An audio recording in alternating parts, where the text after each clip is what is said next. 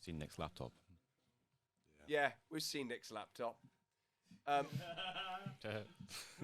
Willpower don't do fucking stickers, do we? Not yet. That'd be cool. Right. We can brand everywhere we Wait, save it.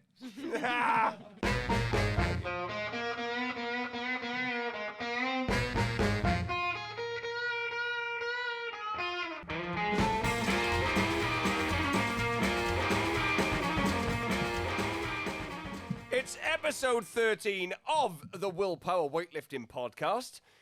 This is going to come out March the 1st, which will be our fucking anniversary.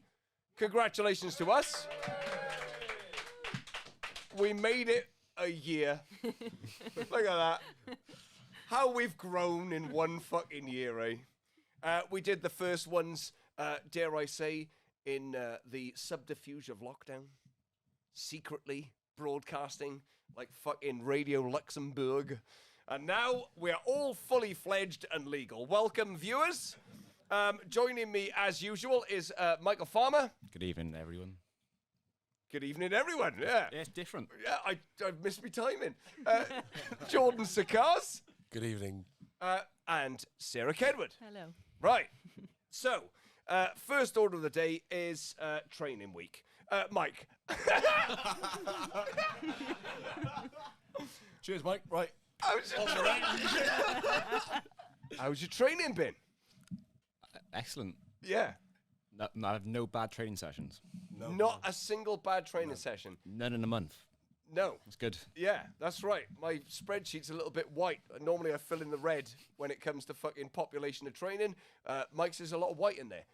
You've had a good time though, Mike. You've been up north. Yeah. Where'd you stay? In a farmhouse somewhere overlooking. Cloudfairpuch. Go Go on, say it properly. Say it again. Can't. It's like speaking to Tom Jolly. Right. Llanfairpwll. Yeah.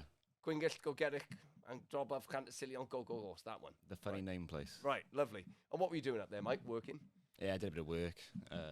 Climbed some mountains. Yeah. Saw some sights. Muscle snatch some fucking moss. I saw some glacial striations. There you go. Fucking clean and jerk those. No, you can't Right. do that. You can hear Mike's a little bit forlorn. Aren't you, Mike? Yeah, but I'm in good spirits. That's not what forlorn means. Tired, isn't it? No, forlorn's like melancholic. A bit sad. Oh, yeah. Bit low. On the Yeah. down low. Waiting for the vibe to kick in for the weightlifting. Hollow. It'll come back. It'll come back. I'm Oh, I'm hang convinced. on. Wait. Shock news. Mike's at puberty. Official. He's got, what have you got? Oshlatters fucking bastard syndrome, or what is it? Oscar Slatters. Oscar Slatter syndrome. You went to the osteo the other day? Or Yeah. Radu? Radu. Whatever Radu is. Yep. And Radu said you're in, I'm growing. I'm 22 and I'm growing. he's at puberty. Look at that. I fucking knew the beard meant something. Yeah, it was a sign. It was a sign. He could grow facial hair, and now his fucking limbs are growing. What was the theory behind the limb growth, Mike? So it was like, when was the last time I had more than 2 or 3 days off training? I had to think back. It's probably 2019 after Samoa. So for 3 years, I've been battering my body, and it's had no time to grow. When it maybe shouldn't have grown, but probably I'd matured a bit later than most. So it was probably had a lot of growing to do during 18 to sort of 22, and didn't do any growing. And now my shin bone's flaring up because it's growing. What's all that about? Puberty. Puberty. That's what it's about. Just 10 years late, isn't it? 10 years. A decade late. I'll take it though. Fucking right, you'll take it. Yeah. Bit of growth hormone. Lovely. Yeah, free. What's your body weight? Don't know. 81. Hope not. Right. So, as you can see, Michael's, enjoying the aftermath of failure. God bless you, Mike. And he is taking some time off to recalibrate the grey matter, his own strata. And now he's going to get back into training, and about a couple of weeks, is it, Mike, for this fucking Osler bastard syndrome to fuck off? Well, I did some training tonight, so I was... What? 100 kilo power snatch and a fucking 130 power clean? Well, 135, sorry. Which nearly buried him. Yeah. I'm in the... I'm here. I'm here. You're here and you're enjoying it. Lovely. Yeah. Right. So, we'll review on Monday, no doubt. I've got it all written. It's all fucking ready for you. I'll do it at some point. Some point. Thank you very much. Geordie, how's your training, Jordan? I should have asked you Wednesday. How's your training tonight? My training tonight? Yeah. Yeah, it was. I would say bittersweet, but there's no sweetness about this evening. So, I mean, I hit a PB snatch, pull snatch of 136, but then, yeah, I'm finding it very difficult to sort of find my feet in the Friday sessions that we've had. But the rest of the week has been brilliant. So now, Sean, if you're listening, I got a hypothesis. You're on a calorie deficit, correct? Correct. So I'm sort of like, well, is there enough in the tank? You're convinced there is? Yeah, and also we had a conversation. I'm not disputing we had a conversation. I'm gonna speak now, But right, about Speak this. it. Go on, George. We had a conversation, and I was 111 kilos or whatever, and we were like, right, let's trim a bit of fat. I had a body fat scan and all this sort of thing, and it's fucking it's north. So the plan was, right, let's trim down the fat a bit. What was the count? 21. 21. Yeah. So it was like, right, well, that's fucking too much. So an athlete. Let's reduce it somewhat. Yeah.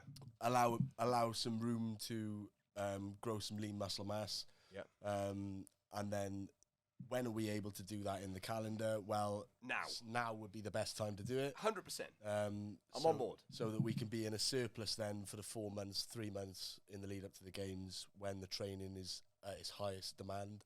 100%. So obviously in order to be to lose body fat, you need to be at somewhat a deficit. Yeah. And it's been very strategic, and Sean's done me a full meal plan, and I'm fueled through the sessions, but I'm still on a deficit, and I feel very energized, and I don't think this evening is an indication of a lack of energy. I think it's more indicative of the variations themselves and how they're placing limits on my capacity. What calories are you on? 2,900. What were you on pre-British? I was on 4.2 pre-British. Yeah. This is like a third. I was on a major surplus before the British. Major surplus, right? I was Major. You know, and I ended up having to watch my weight then leading up to the British because I put on a sizable amount and performed. So it was worth doing. I'm not disputing that, but I'm just saying, is the deficit part of the thing? I don't believe so. Right. All right. Well, viewers, stay tuned because in 4 weeks we'll have the answer. How was the energy levels in your eyes on Wednesday? Well, you hit 165 clean jerk. 162 clean jerk. Yeah. So they were, and they were as good as they've ever been. Right. And then I've had a day of rest. The movement was as good as I've ever seen it. Yeah. Right. But like that is a 62 representation. All I'm hypothesizing is maybe the cumulative factor of the volume of work you're doing plus the deficit tail end of the is week. just going to knock off the 3%, the 2% when you fucking want it. That's all I'm saying. We shall find out. Viewer, stay tuned. Captain, how's your training? I've had a lovely couple of weeks training. Oh, she's had a lovely couple of weeks, like a fucking Barry Butlin's holiday. It's been good. What's happened? I'm back to snatching in the 60s, which is good. Didn't you hit 70 tonight? I did. Right. Yeah. First time in a long time. And changed my clean a little bit, haven't we? Which is helping. And it feels good. It feels different, but it feels good. Yeah. And I've clean and jerked in the 80s. Right. So 2 you're weeks, populating the higher percentages. You're up on your calories. I am this She's week. a fucking happy bunny. This right? week has been lovely. Yeah. Yeah. I was on 1,700 and now I'm on 2,060. So this week has been heaven. Oh, look at that. And I noticed you put some fucking Cocoa Pops on the fucking picture. Yes, I did. Yeah. I don't know if they're still called that, but whatever like them whatever every they're called day. these days. Yeah. Yeah. Still So Cocoa Pops. I don't know. Who knows? Yeah. Right. So you're all happy. Training's going well. How's the body? It's good. Yeah. My legs are really good. No pain at all. Touch any part of the wood in the Willpower red brick, and it's all good. Yeah. Right. Fabulous. Yeah, Now, notable lift tonight, Megan. Megan Dixon. We should put it in there. Megan. We should put it in the podcast. Can you drop it in right now, Nick? Can you drop that lift in? Not right now. No, not now, but in the post edit. Yeah. Oh, of course you can. Nick's a fucking pro.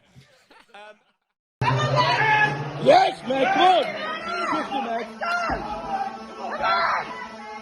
Come on, come on.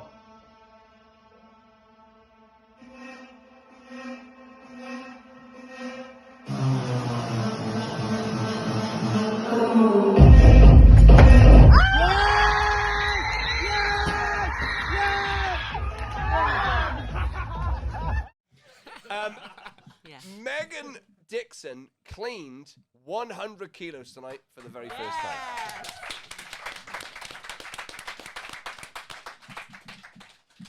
Congratulations, Meg. How are you feeling, Meg? She's fucking banging it. Her knees are sore, but she's all good. And we've had a few guests down. Let's have a look. Louisa, where are you? She's gone. Louisa's gone. There we are. She had a fucking vodka and she's left. It was a small one. I think she hit a PB snatch and a PB clean and jerk. Tommy, is that right? Yeah, that's right. That is right. So she had a fucking good night. Tommy, you hit some comeback PBs tonight. Yeah. You cleaned 150? Cleaned 150. Missed a jerk? Yeah. And you snatched 112. Lovely. Russell, where are you? Lovely. Russell hit a fucking full house tonight. Snatch and a fucking clean and jerk. Nice. Plus 12, was it? Plus 12. Fucking hell, lovely. Callum, you were doing some fucking complexes. A ton 40, was it? No, you missed that 40. 45 you missed, and 40 you made. You missed 50, right? So you made 45, you missed. Made 45, missed 50. What did you snatch? You didn't snatch. Oh, right. Fair enough.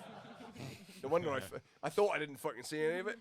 And then we had two other geezers down from fucking Watford.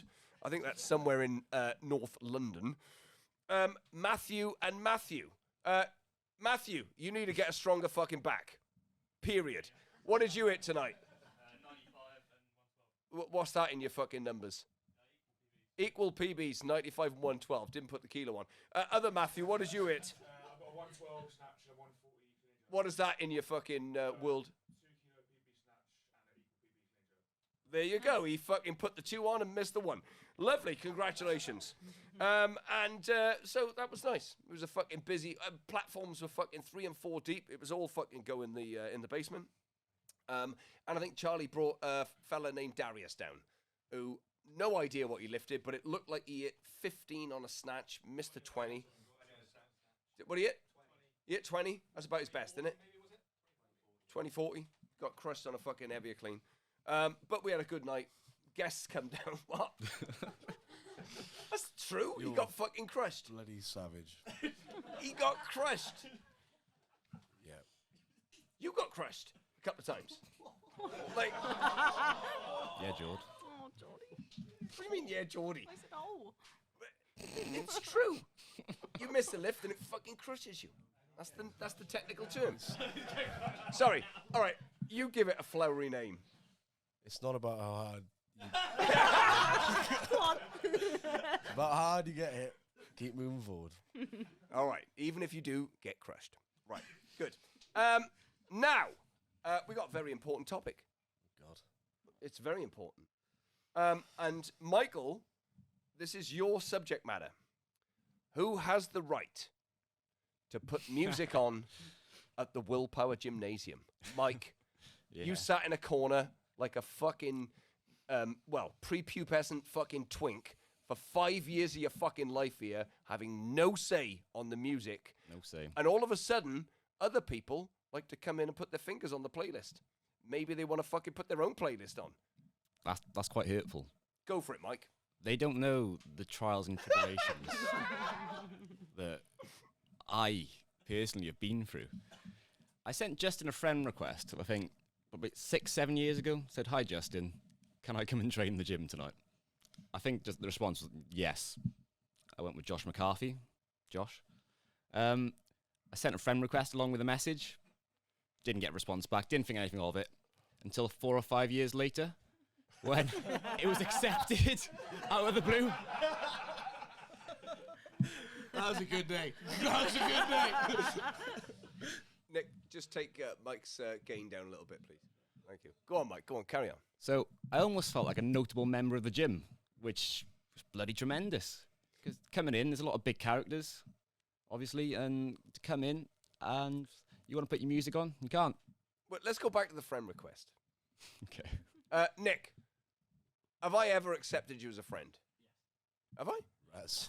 Whoa. Plot twist. What? Where? On what? I don't think so. I don't think we're friends on Facebook. I would. You need to check that, Nick. Are you sure? Are you sure? Well, hang on. Are you just lying like you normally do? No. Why don't you check Mike and then prove him wrong? Anyway, I don't accept a lot of friends on anything because we weren't friends, Mike. No. I mean, if it said add athlete, I'd accept on Facebook. Perhaps Facebook should update itself to fucking have an athlete add button. Accept athlete. Not friend. Not friend, athlete. Yeah, it took a while, didn't it, to get you on there? Yeah. I can't think of anything else like that. Yeah. Well, I accepted you in the end. In the end. And in the end, you got your playlist on. And dare I say, you know, a year ago, I was fucking chastising whatever the fuck it is you put on. Yep. And now it's fucking in the mix. It's in the mainstay. We got a fucking bass bin and fucking 2K's worth of fucking Mackeys active. 2K RMS, not fucking passive, RMS. Right? We got some fucking clout in there. Yeah. Going back to the music. Hey! Let's go back to it. Back in the day, I remember it was One playlist. one playlist Yep. called My Playlist, which is Justin's playlist. My playlist. And then on the odd occasion, the girls would put on their playlist, Yeah. which was Beyonce. I didn't like that. Well, I like Beyonce. I like Destiny's Child and Beyonce. So I didn't mind that. But it all got a bit too... We'd have silent training. Remember that? We'd have silent training. Yeah. I used to storm off and turn the plugs you off. did. That haven't happened in ages. Some barneys. Oh. So at one time, it was Jordan allowed to put on a playlist. Yeah. Maybe Tom Wayne. No. I Theo, wouldn't. Theo could put on a playlist. Theo? Theo would put on my playlist. I always remember. Theo would put on a fucking... a playlist made for fucking some sort of like cabaret fucking gay club. You may have to edit that out. Anyway. Nick. There you go. But Theo would put on his own particular playlist. There you go. That's for the re-edit. Which I never appreciated. But I do now. Because I absolutely... What's the one we had the other night? Where we have... who do we have on? We have the fucking... like early 80s mix coming on. Yeah. What's that? What is that playlist? 80s hits. Yeah. So who's on it? You got fucking... Well, you got Daryl Hall, John Oates. Yeah. You've got what's her face? Eurasia, Culture Club, Yeah. all that fucking... You liked that, Tom, the other day, didn't you? I heard you Very say. good. Yeah, well, it's You were where training. fucking Tom lives, isn't it? But Up your street. you need to with the 80s. You've got to be very selective because some of them can absolutely flop. Yeah, some of them can have fucking alto saxophone and it's a fucking out. Now, let's go back to who has the right. So, Mike, who has the right to put music on Willpower? Tell us. What, at current time? Or just generally? Well, so you think about it. Like, you've earned the right to have a fucking playlist. Yeah. So, if you've earned the right, who haven't earned the right? Say it. I think someone who's put time and effort into the gym, Yeah. who's been there long enough to understand the atmosphere, and you don't just bang on the loudest, most intense song straight away, which will ruin the mood, get everyone really angry, and then where'd you go from there? You can't. It's got to be a crescendo. Now, I walked in the other day to fucking, I'm pretty sure it was fucking Oasis. It was 6 o'clock in the morning, and a couple of girls were training. I didn't say anything. I've mellowed. Meekin. No, it wasn't Meekin. It was, I think it was Charlotte and Sarah. But Mikey will put on a playlist. I'll walk through the door and he'll run over like he's guilty as fuck. Change it over. Come in the morning. Fucking just change it. But I agree with you, Mike. You have to have put your time in to get on the fucking hockey of playlists. It's almost the most important job in the gym. You can completely ruin the mood for every single individual in that room. That is very true. You must understand the dynamic of the gym and also how to build into a session. So, hang on. Let us establish Mondays is what? Well, Monday we sort of go down the middle, bankers. Bankers down the middle. Tuesday is funk. Funk Tuesdays. Wednesday? You'll have a heavier day. What do you mean heavier? Well, so on Wednesday this week we had 80s, but Yeah. you can, you could go down like a techno, but a softer techno. Okay. Friday's out and out, blast it, get it going. I don't think I heard any of the numbers tonight. What was playing? Oh, we had all sorts on. Right. Where's my playlist in this fucking? I think it's like buried under the ocean somewhere. Where is it? Like, where's my playlist?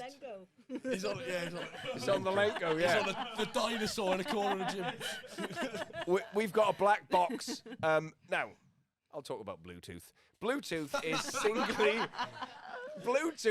is the worst technology ever created by fucking anybody or anything on the planet. It never connects, it never fucking works, and if it does, it always goes wrong.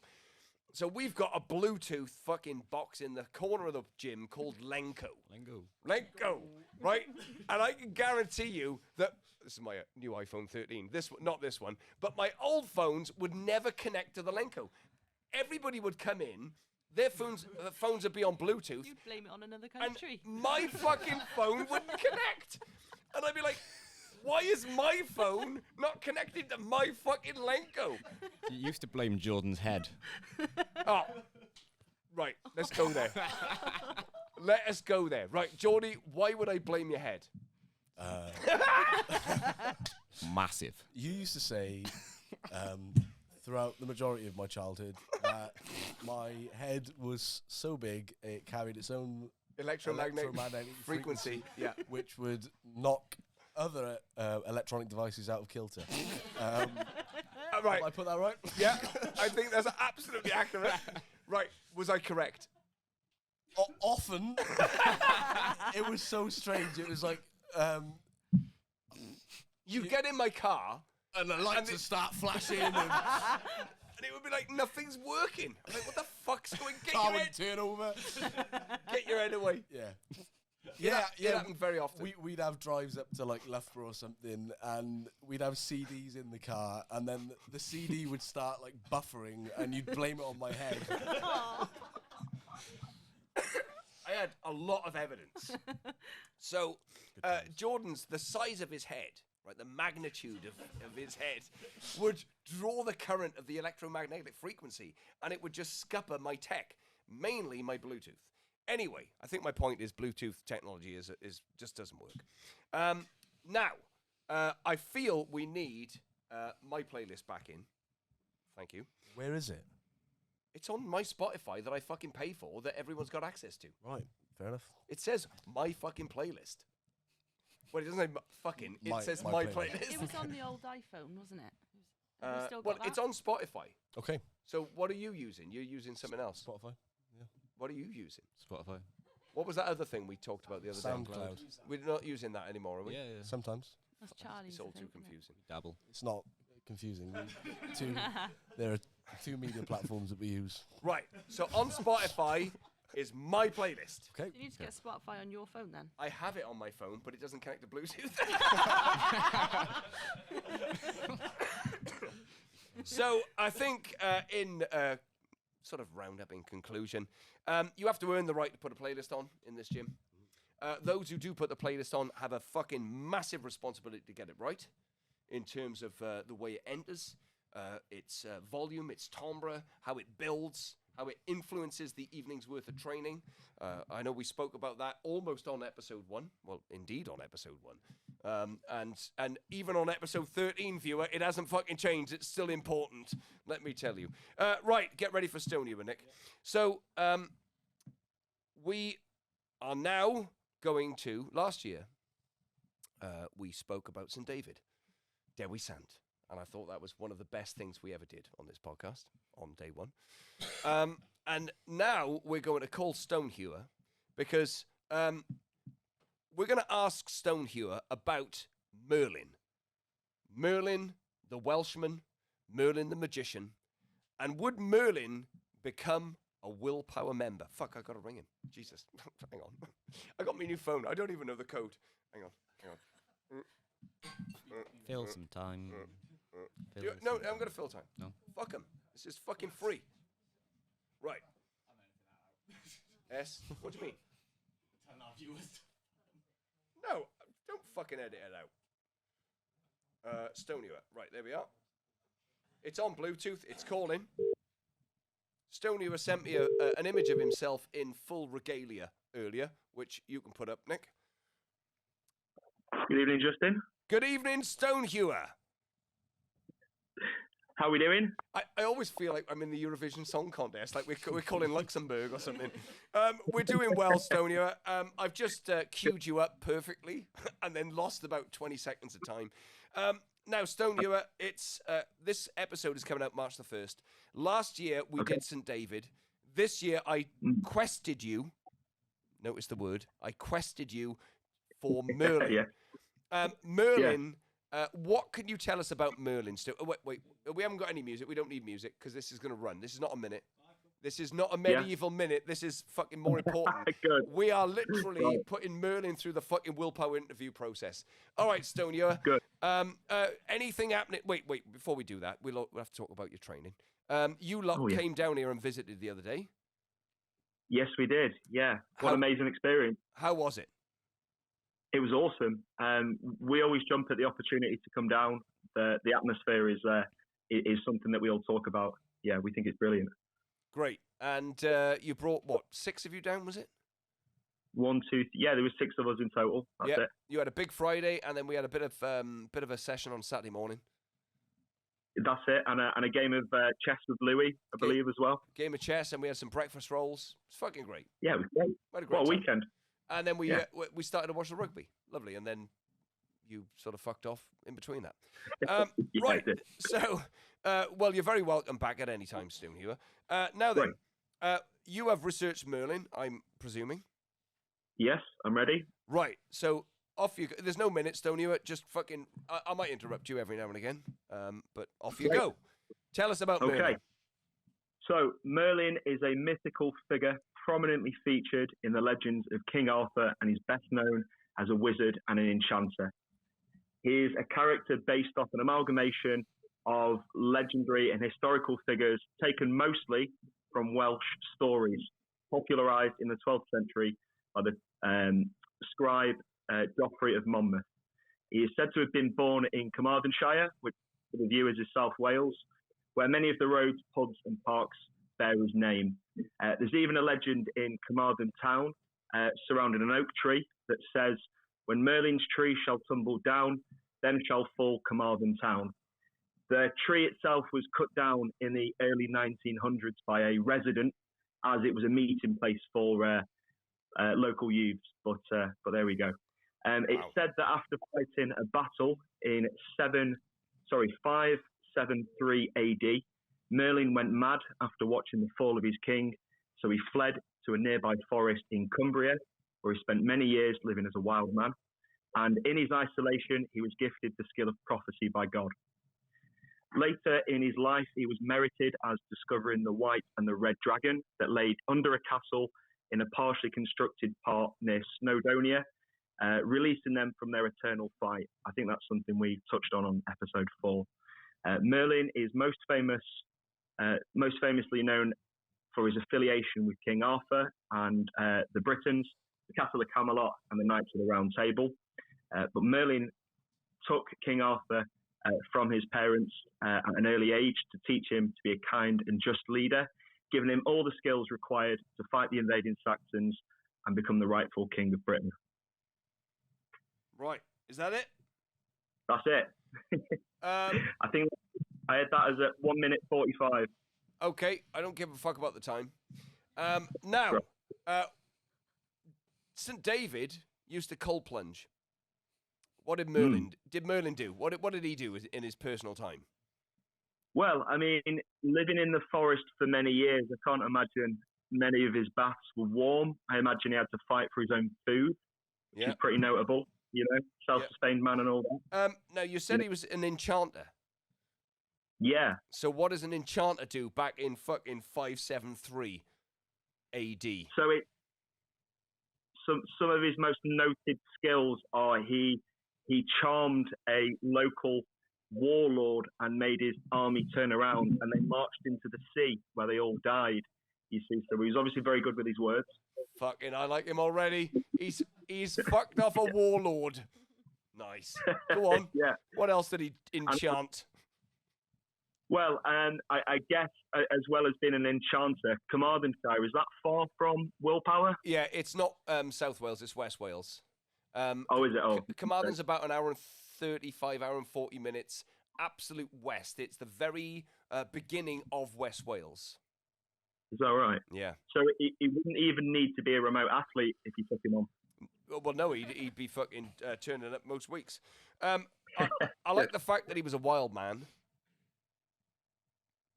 Oh yeah, I mean, it seems to be the making of him. I mean, with most of these sort of folklores, there's a lot of origin stories, but all of them say his childhood was pretty normal, and it turns out that living in the woods for a number of years, that seems to be the making of him. So, fucking man of the woods. I'm fucking on it. I'm fucking with him. And what was his prophecies? He was a prophet. What did he prophesize? Yeah, so he was the person who discovered the white and the red dragon that laid under a castle in Snowdonia. So that is what we touched on in episode 4. So that was the sort of the start of the Red Dragon of Wales. So he was key in discovering the Red Dragon of Wales, which I guess is quite notable. All right. So what you're saying is, in his head, he knew where it was, and then he fucking led everyone to it, and then they uncovered it. Yeah, that's it. You got it. Before he could see it, it was unseen. It was unseen. That's it. He told the miners where to dig. So the story reads. So he was a good leader. He doesn't sound like St. David. He doesn't sound like a fucking. He's not stopping people drinking and fucking eating meat, is he? Was he? No, he's a wild man of the woods. I imagine he'd be up. Yeah, he'd be up for fucking wild boar. He's fucking starting fires. He was fucking running riot. Yeah, he's in. I think he's in. I think fucking Merlin's in. He sounds fucking great. Like, he's got a woodland. Great. He's a fucking prophet. He's got a woodland. Right? Yeah. He's a fucking enchanter. Mystical. What does that mean back in those days, Stonehewere? What's the mystique? So his mystique, I guess, is the fact that no one at the time knew who he was. So he'd rock up to a random town. You know, he'd prophesize about dragons and castles and whatnot, and it'd all come true. You know, he was a mystical man from the woods. Fuck. Cool. He's in. Fuck it. St. David, you get your own club.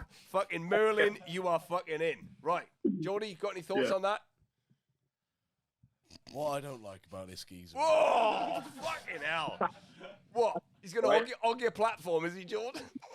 Well, no. When the going gets tough, he's going to flee in the woods. What do you mean he's going to flee in the woods? That's what he done last time.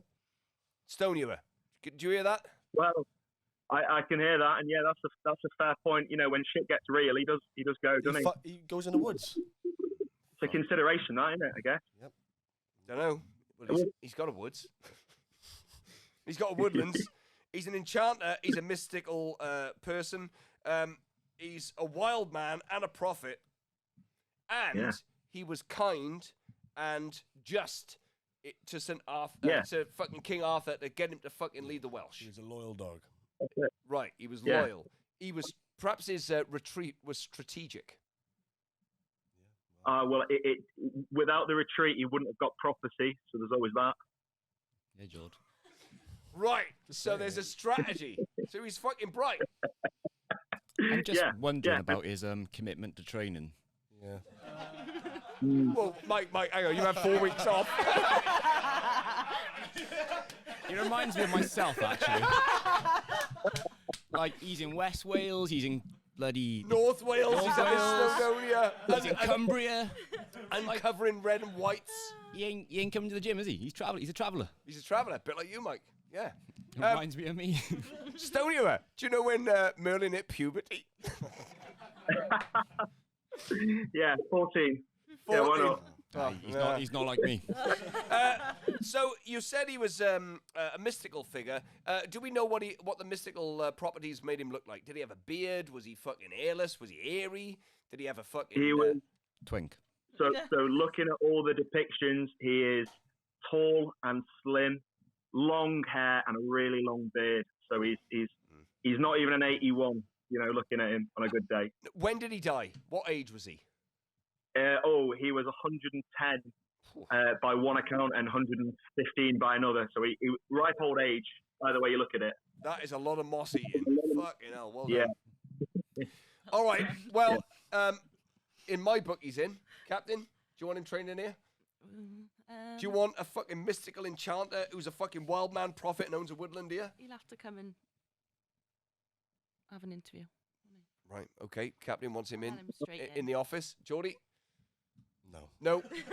Michael Farmer? Nah, the Twink space is already taken. Right, Michael's defending his own Twink space. You're going to lose that now you've hit puberty. You realise that, Mike, don't you? Oh, shit. Right, so I guess the call is mine. He's fucking in. Fuck them. Right. All right, STONEHEWER, thank you very much. Nick, take us to the break. STONEHEWER, we'll see you next time. Thank you. Guys, bye. Bye-bye. Woo, 5-minute break. Fucking hell.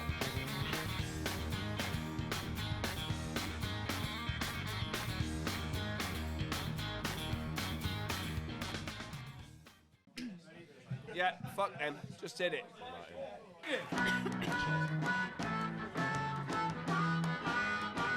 And we're back. Better put me glasses on. Right. We're back now, and we're going to do some news. I missed out in earlier review of the training evening. Charlie Mack hit a 113. Is that a PB below the knee snatch, Charlie? Yep. And a 150 fucking clean. Yeah. Good bit of training. Well done, Charlie. Yeah. Took on 53 and just got a little bit. Well, yeah, you didn't have enough speed, did you? It was fucking slow, almost dead slow. Yeah, that fucking crushed him. But all in all, a very good night's training. And what did we discuss earlier, Charlie, in the week? No, about the power snatch. Oh, the power snatch. Oh, just developing the feeling of the power snatch into the actual snatch. Right, if you didn't hear that, viewer. So, earlier in the week, Charlie has got power snatches in his program, and then he's got snatch in his program, and Charlie catches his power snatch, like, timed well, and his snatch just sort of crushes him, and he's got this left-hand fade. So I asked him to warm up with power snatches and then go into his full snatches to develop the timing for the full snatch lift. And it worked well tonight. So we'll see if that works well in the future. Stay tuned. Also in the news this week, I've just made this segue up. We've got Gary Jackson, who's now going to open Legion Barbell or Legion Weightlifting in about May, is it, Gary? Yep. Gary's got his own gym. Fucking hell. So, you'll know Gary from previous episodes, viewers. And Gary is a major in the fucking Her Majesty's Services, ex-major. He's been demoted, now he's in the fucking reservists. But, you know, he earned the rank, nevertheless. And now he's the head of Army Weightlifting, is that right? And now he's got his own fucking place. He's bid it. He's done it. We're ordering from fucking China this weekend. Right, we're going to do that tomorrow morning. We're going to put an order through from fucking China into Taishan, and we're going to get some fucking gear and job done. Same with Joe Cow, but I'm not going to mention Joe just in case it's a bit sensitive. And I'm going to buy a lot of chalk. I'm buying a lot of chalk. I'm buying fucking chalk. Right? I'm going to have fucking a decade's worth of chalk. I am not missing the opportunity to buy chalk. Right? Never. There's a light flashing on there, Nick. Why is it flashing? Check that. Tell me what it's saying. Right, okay, but it is flashing, just to let you know. Right, and Nick, who I just pointed to there, has got a job with Weightlifting House. It's on his computer. Well done, Nick. The house. The house. Yeah. So, what's your official title, Nick? I'll be the video editor. Nick will be the video editor and mumble. What was the mumble? At Weightlifting House. Right, okay, so he mumbled that. So, Well done, Nick. Nick's got a real job in in actual video land doing video editing for weightlifting. Right, I got him that job. Brilliant. Fucking taught that prick everything. There we are. So, how'd you feel, Nick? Yeah, I'm excited. He's excited. There we are. I don't know what the mic is picking up, but he's very excited, and we're very proud of him. And apparently, Seb has allowed him to come down to Willpower once every month and still produce the Willpower podcast. Is that right, Nick? Yeah, Seb's allowed me, yeah. But he hasn't said I can't, so... Well, I spoke to him. Yeah, I said to him, oi, fucking, let him say it. you're fucking pilfering my fucking talent here, Seb. What does that mean to my fucking podcast? You're fucking ringing me up. So anyway, we've got an agreement, and God bless Seb. He's a fucking lovely fella. Right.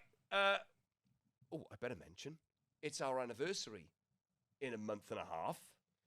10 years of the Willpower fucking weightlifting emporium will be decreed on the fucking April the 30th and May the 1st, where we have an extravaganza weekend, and we're having a competition. Are we not? We are. We are, indeed. And it is a weightlifting competition on the 30th of April and the 1st of May. So that's a bank holiday weekend, which will have 2 days of weightlifting, and we'll have a fucking great little shindig in here. Big party for the 10 years of Willpower Weightlifting. And you've been here for the whole 10 years, haven't you, Jones? Yeah.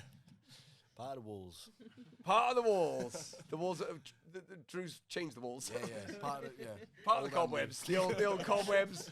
So, anybody who was or currently is a Willpower member who has a memory or maybe something I've said, maybe, anything that is of note to you, send it in to the Willpower email, which is train at willpower.com, I think, and willpowerweightlifting@gmail.com, right?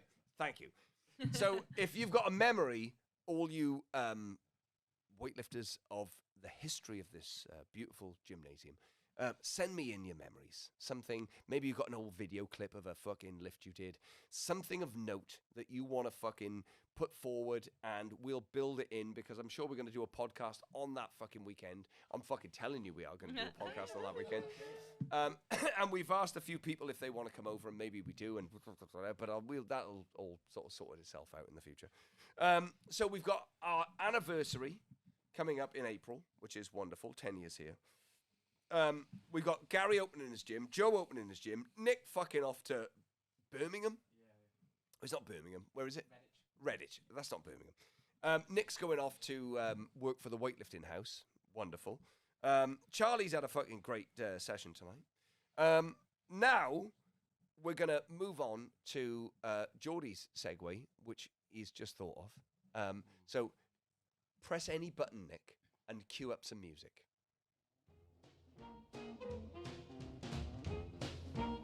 I love this fucking piece. Little Walter.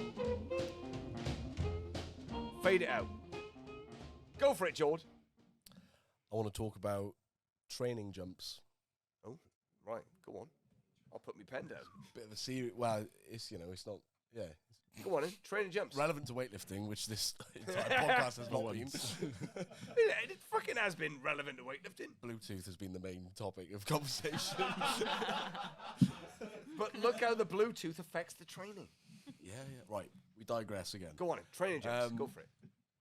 What jumps are you taking to get to your working set? And are they conscious, or are they thought out? And what is the purpose of taking each jump? And how are you strategizing your your warm-up lifts. Right. Are you asking me? Because I'm going to ask a further question. What level of weightlifter are you talking about?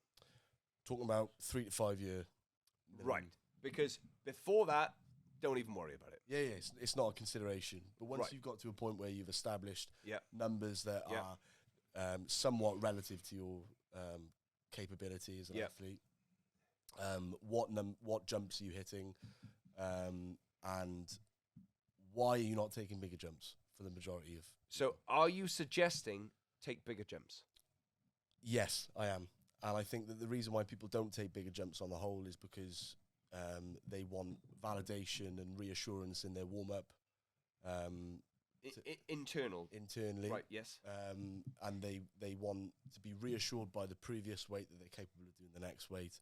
When you're training X amount of times a week, it's about preserving energy as much as anything and knowing that... Joe, come and sit here. Come on, let's bring him up. I think this is relevant for Joe. Yeah, sure. No, Mike, you stay there. You don't need cans. He's just fucking... you keep your cans on, Mike. Fuck him. This is Joe Walton, by the way, everyone. This is Joe Walton. Say hi, Joe. Move in. Hello, move everyone. in, Joe. They won't see him. There we are. Joe's a big man. What are you weighing, Joe? 128. 128. 128 at 5'4". Fuck, is a big fella. Lovely. Just taking his ball gag out. Right. Jumps. So, Jord, are you a fan of the big jump? I am, especially on clean and jerk, where you need to take more weights in the lead up to your... Let's say that you're going for a maximum attempt. Or I suppose using a competition would be a good example of what jumps you're taking. And I'll use myself as the example in the last competition we did. If you're opening on 185, what's your pre-opener? What's the lift before that? And it is the right strategy to go 20, 40, 50, 60, 70, 75, 80, 85, which I think would be the case with a lot of people. Or 20, 40, 55, 70, 80 platform. That one. Yeah. 5 attempts to 5 platform. lifts. Right. Pause. Captain. Jumps. I would speak for the girls. I think jump-wise, I think we're better at doing them now. We do percentages. Is that right, Mags? Yeah. We used to do comfortable jumps. Yeah. Which is just from earlier training. We Speaking there, Captain. go in fives. So we go 35, 40, 45, 50. Whereas I think over the last couple of months we've learnt to do percentage jumps. So that would be like instead of doing 70, 75, 80, we would go 70, 76, 81. Yeah. So they've got bigger as we've learnt more. But before we would have just been comfortable and done more lifts. But Right. that makes sense. Okay. Yeah, it does. So there's a difference between, for me anyway, the female jumping and the male jumping. It gets smaller, doesn't it, for females? Whereas I find the males just stay Well, the so jumps. I think the jump is a mindset commitment for the male, whereas the female, who isn't sort of encumbered by fatigue as much, it may well be that they want more attempts so they can build fluency, build momentum. You know, all these things are important. Like, bearing in mind, viewer, this is your look. What is this is not a you must take these jumps. This is what works best for you, and have you attempted to try bigger jumps? Yeah. Because when you get into big numbers, you can't still be taking 10-kilo jumps. No, it's more an encouragement to explore your jumps, see what works for you. You may be a 70, 90, 110, 130, or you may be a 70, 100, 20, 40. Yeah. You know, it's like, and these are considerations you have to make as an athlete. Yeah. Because they are extremely important. They're very important. And I think it's something that we perhaps underlook, or maybe if your training partners do certain jumps, you do the same jumps. And it's like, Mike and I take different jumps from 70 kilos onwards. You know, 70 is the last time that we're in line. In line, yeah. He goes 90, I go 100, and it changes from there on in. And it works for Mike, it works for me. Yep. And it's something that, you know, we've explored taking very big jumps, like 20, 50, and things like that. And that was like the most amount that we could take, where the technique wasn't maybe, because you talk about fluency, like the fluidity of the movement needs to be maintained throughout the warm-up. So it's like maintaining that fluidity and building the momentum through the warm-up, but also preserving your energy and committing to the weights that you're going to hit, not needing, you know, so I'll use an example. I now go 40, 55, 70 in my clean and jerk warm-up, whereas it used to be 40, 50, 60, 70. So I've eradicated one jump. Yes. But I have to mentally prepare for a 15-kilo jump and then another 15-kilo jump. And that's something that you would potentially shy away from as an athlete, because you don't want to be surprised by the weight, but it's accepting the fact that you're taking these jumps. So we've got conservation of energy in one hand, and then we've got the fluency and momentum in the other. Yeah. Joe. So I remember when George... Speaking to the microphone, Joe. So you're on live. I remember when George first tried 70, 120, 150, and it felt like I was trying to talk you back out of it, because 50 was awful. Like, it was really bad. And I think a counterpoint would be your level of fitness should allow you to at least do more reps in smaller jumps. In training, you have to be ready in a competition. Like, you might have 6 minutes between your last snatch and your opening clean and jerk at a British. And if you're not mentally prepared to go, I might have 3 or 4 lifts and need to be out. But I think it's a real training. You should be developing fitness, and that fitness should allow you to do enough lifts to mean when you get to the working weights, you're doing it with a level of fluency that's what you're trying to lift. You should be lifting like that all the time. Michael, you have taken bigger jumps in this past sort of 12, 18 months. Yep. So you were a regular interval jumper, and then you started to go, I'm going to challenge myself. Yeah, I was 10, a fan 20. I was quite a consistent person who liked in a warm-up of a competition, knowing exactly how it should feel the same in training. But then I've had a few competitions where you've got to do some crazy stuff, and I didn't feel underprepared, but it was a surprise to the body, and stuff feels very bloody heavy when you've got to jump 20 kilos and you're not used to jumping 20 kilos. Like recently, in the past 12, 18 months, I've done a 10-30 jump. And at the time, it was like, that's crazy. That's too much. But ever since then, it's like, well, there's no reason I can't go 30-40, and now I go 40-50. I'm pretty sure I've done a 50-60 jump as well. I also think your perspective on the amount of weight that you're lifting changes the less jumps you take. So if it's 4 lifts and you're at 170 versus 4 lifts and you're at 150, your perspective on 170 changes. Subconsciously, you think 170 is more of a routine lift because you get there quicker. And it's hard to articulate why that happens, but for me anyway, it certainly feels that the fewer jumps I take and the 15-kilo jumps, you get to 170 quicker, and then you almost, because you have that level of fitness that you've built through training, you expect to be able to go, right, okay, I've taken 15 kilos, I've gone to 170, it has to be 10 kilos to 180, and then you sort of justify lifting more. And I mean, like Joe put it well, it's a real balance point of like, you need the fitness to, you don't want to be taking these jumps out of fitness because you haven't got the fitness and capacity to take more jumps. But in the same token, I think you should, as an athlete, once fit, challenge your mind. Okay, so let's come back a little bit. Joe, at what point, what weight do you say, my body's warm, my body's firing, now it doesn't matter? So go to clean and jerks and think about the weight that you would want to stimulate the body in order for you to then say, I can take XX platform. Yeah, that's quite interesting actually, because I think especially when I add in a jerk,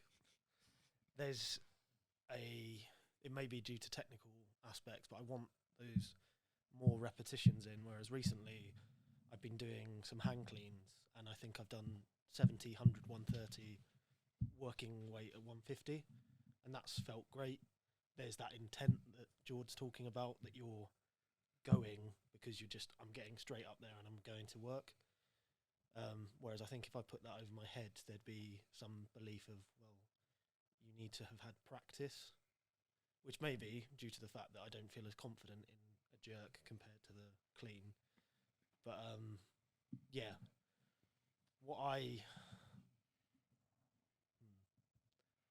I'm trying to think of what weight that would be. To me, a 140, 160 jump would be quite a challenging one. I think that would be mentally quite When tough. you put a jerk with it. Yeah. Right. So, so what you're alluding to is the perhaps discrepancy between your confidence, your surety in the clean, and bringing the jerk along with it. Yeah. Now, we've got two jerkers here. That's a polite way of saying something. So, as Mike, as a jerker, do you consider the jerk if you're taking big jumps? No, it's going to be nailed. No. Captain, you're a jerker. Do you consider the jerk if you take a big jump? No. Right. No. Right. So, Joe, you've heard a bridge of jerkers. I also consider the clean, so Right. So here we have an interesting sort of emotional, psychological connection to one part of the lift. So you've just said, I'll take a fucking 40-60 jump or whatever it was, a 30-50 jump. But I perhaps would be a bit more considered if it was a jerk. But these three relatively would say, well, I wouldn't even think about that. and it's interesting as well because you especially see Mikey's lighter, so you expect smaller increments between his competition lifts, but George's like last two comps, you're opening very heavy on a clean and jerk, which I would be nervous about coming at the other end because I'd want lots of gaps, work my way into it, which again is possibly due to a negative mindset on that of you want to be working your way up to it, whereas actually you're happy to go, as it's called, going in hot. And then, which is actually a great de-risking thing, because if you take big jumps and you miss one, well, you're a bloody long way behind, whereas you have the ability to do what's needed. You're 85, okay, you missed 88, but if you'd have gone... He didn't miss it, they red lighted it. Yeah, but if you'd have been 78... Big difference. That would have been a really big problem. Mm-hmm. And I also think, just going back to the competition aspect, what weight do you expect to be clean and jerking? And if so, what jumps are justifiable for that weight? And it's so in Mike's example, as someone who expects to clean and jerk 165 kilos, how can you not take a 10-30 jump? Because 10, 20, 30, well, you've only got 10 kilo jumps from there on in. Yep. And that is a lot of clean and jerks in your warm-up. And it's that, okay, well, let's build the habit of doing this 10-30 jump so it's so autonomous that you don't even think twice. It doesn't surprise you.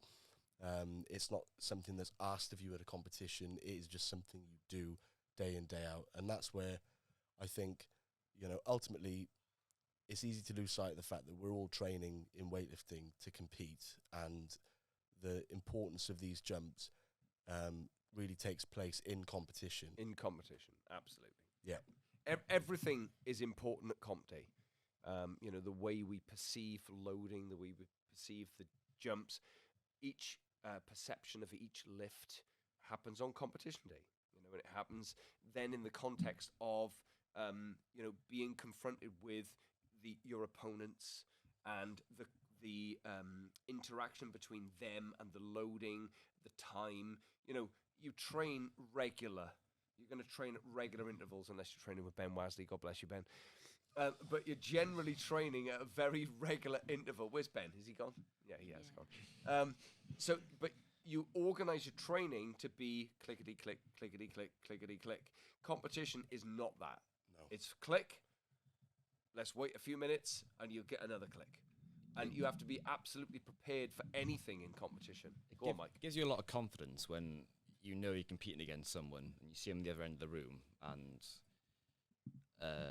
they're taking an 80-kilo snatch and a 90-kilo snatch. You're like, how will you be competing with me? And they might end up at a similar sort of weight on the platform, but you think what a waste, and that is a lack of potential, and they need that validation on the way up, and you're like, well, I've already won.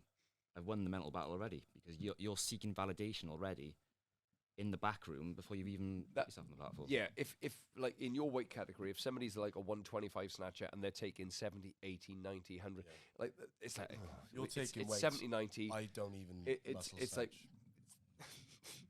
are we going to talk muscle snatch?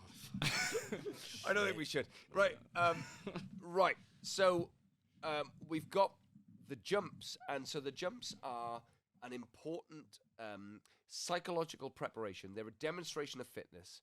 And at what stage in your training are you going to take these jumps? Go on, George.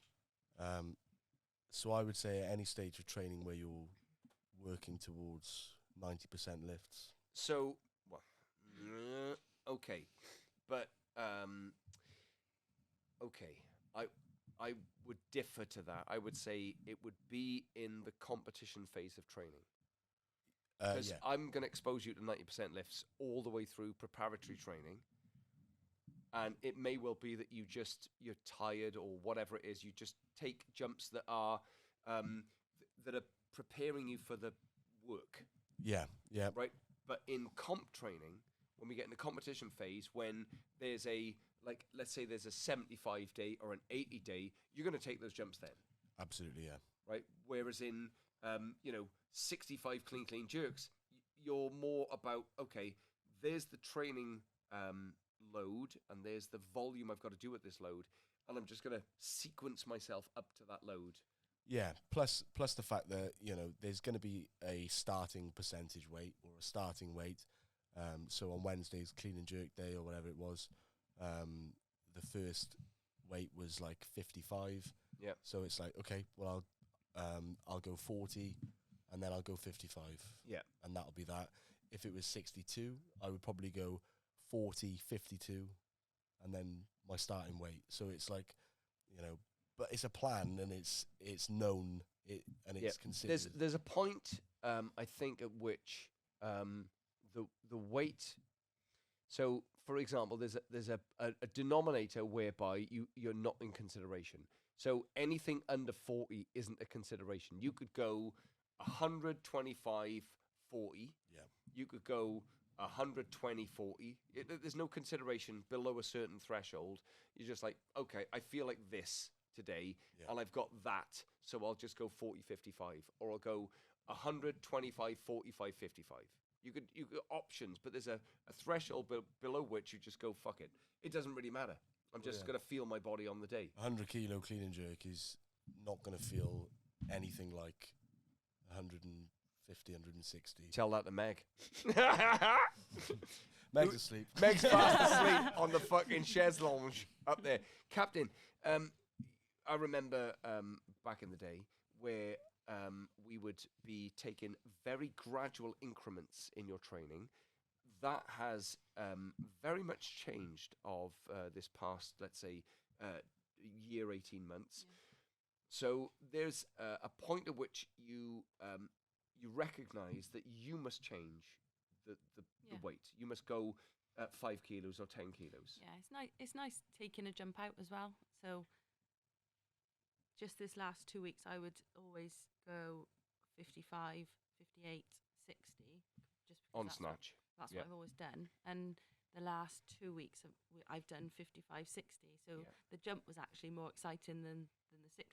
Yes. I would never have done that. So that's confidence. Yeah. Absolutely. Absolutely. And Joe, come back in, Joe. That was actually my foot. But. Yeah. Joe vomited the other day, didn't you, Joe? Nice, Joe. Didn't see that. I don't want to be cancelled. So. All right. No he had a bad day. Yeah. We had a lovely night, though. We had a great night, and Joe vomited, not on my leg, Mike, vomited outside, which I had to clean up. That was very kind of you. My pleasure. And in fact, me and Suki cleaned it up. There we are. Joe, so you're established now as a lifter in weightlifting. I'm saying That's to you. kind of you. That's all right. I don't think you've ever said that before. Right. But now we're challenging you at loadings that I'm saying to you, right, here's the first demonstration. Let's say it's 55. And you've got open doors to get up to 60, 65, 70. And we're going to challenge your body to learn how to fucking lift. And you're going to have to adapt your jumps on the way up, depending on where you feel your body's capable of that day. Right? So these two are, right, I'm pretty efficient. I know what I want out of the session. The program's been written. There's an expectation. But yours is like fucking, I write to you something like 50, 70 or 50, 60. I write a span of lifting, which changes the way you have to calculate what's going on the way up. And you're a man of math and binariness. So what does that mean to you, Joe? That was a long pause. It's interesting because I think at various points, if I'm feeling a bit sluggish or tired, George said to me, "No, move up. Like, do them on the heavier end. Like, they're moving fine." But having that span, like, it's nice to know that because my capacity for strength is higher than my actual lifts. Way higher. Yeah. If it's there, I should be doing it because currently I'm training at loads which aren't actually giving me physical adaptation. They're just, I'm moving. Practicing. Exactly, it's practice. Yeah. Right. Because I think this week, every Monday, Wednesday and Friday I've cleaned above 160. With hang cleans or for multiple reps. Yes. Which was in the run-up to various other comps has been, that would be like prep competition phase. Whereas it's just felt like training. That may have caught up with me today. But I've talked myself down from the cliff, so. Right. So on average, you're displaying a higher level of actual weightlifting fitness. But what we're trying to excite is your practice of the 60 to 70 range. Yeah. And you have to take those lifts on. Right, and in order to do that, you must be prepared to say, well, today I'm going to do this. So coming back from that, to prepare me for 70, I'm going to go 70, 65, 55, 40, for argument's sake, or whatever your jumps are. And that's a very challenging place for a lifter to be when you have a very high physical global capacity, but your refinement, shall we call it, of weightlifting practice is not matched to your global athleticism. You're shite, mate. Yeah. You're just shite. I think we can boil that down into. And on that note, let's go to crypto. Wait a second, Nick. Right. You stay there, Joe, because are you in crypto? No. Right. Mike, have you... Good answer. I've got some share tips if anyone needs them. Yes, say it, Joe. Go on, say it. Really? Buy some Nvidia stock. What? Invidious? Yeah. What is that? Nvidia. Yeah. Spell it for me. NVIDIA. Whoa. N. N. Oh, yeah. V. Yeah. I. Yeah. D. Yeah.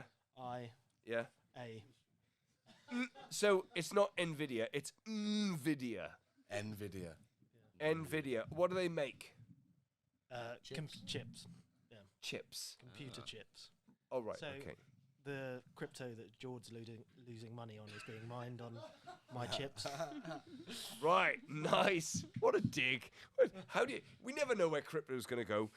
Geordie, how's your... what do you want? Orion Protocol. How's it going? It's not going, is it? It's going... down? Down, yeah. Right, it's going down. Right, okay. Mike's out. Are you in? No, I'm not in yet. You didn't buy for me. And I'm glad you Lucky, didn't. yeah. I'm glad he didn't. Because Hex is at 0.15. I asked him to buy the other day, and it was at 0.18. Hex has an all-time high of 0.56, and apparently it's gone 10x since it was inceptualized, or whatever the word is. Silver is at £18.08. Gold is at 1,410 and 0.68. That's as much as the markets as I can tell you. This has been our anniversary show where we have done one whole year of the Willpower Weightlifting Podcast. And thank you, viewer, for staying with us and listening to us in your car, on your telephone, or wherever it is you fucking listen to us. From Big Joe Walton over there, Mr. 128 kilos, goodbye. Goodbye. From Michael Farmer, who is the resident twink who doesn't want Merlin here because he would fucking out-twink him. Goodbye. Goodbye. And from Jordan SAKKAS, who is the British weightlifting senior champion at 109. Goodbye. And from our beautiful captain, KEDWARD. Goodbye. Goodbye. And from me, Justin Holly, weightlifting coach, and all the people here who are left. Thank you very much, and we will see you on episode 14 of the Willpower Weightlifting Podcast. See you next time.